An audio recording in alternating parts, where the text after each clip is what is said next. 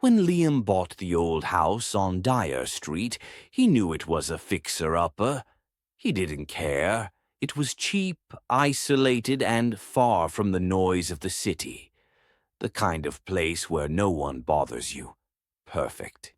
He noticed the smell on the first day, mildew mixed with something sour like spoiled meat, but assumed it was just rot in the pipes.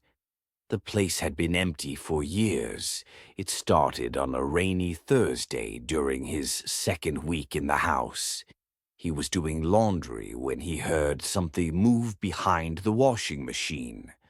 A soft scraping. He crouched down and shone his flashlight into the gap. There was a hole in the wall. It wasn't part of the original structure. Someone had broken through the concrete. The edges were jagged and uneven, like it had been clawed out. Behind it was only darkness. He leaned closer. The smell hit him first, worse than before. Then came a whisper, a voice, tiny, wet, hungry. Liam jerked back so fast he fell. For a second he thought he imagined it, but something about that whisper was wrong. Too close, too real. He left the laundry unfinished and didn't go back down that day. That night, while lying in bed, he heard it again, a dragging sound beneath the floorboards, a low, slow shuffle like something pulling itself along the dirt. He stayed awake until dawn. The next morning he returned to the basement. The hole was wider. He hadn't touched it, hadn't even gone near it.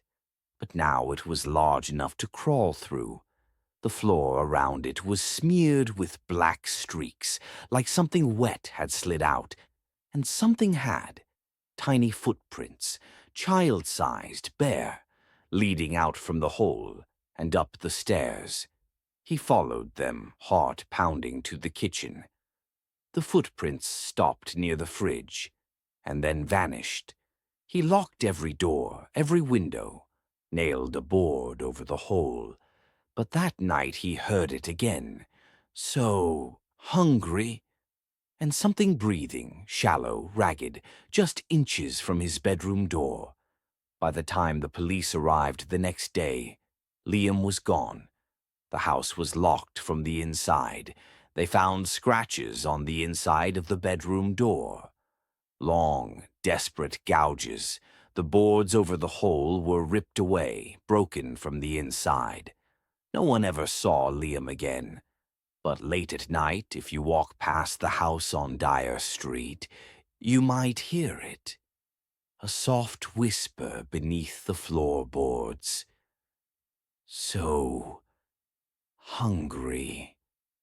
And if you're not careful, if you stop and listen too long, it might smell you.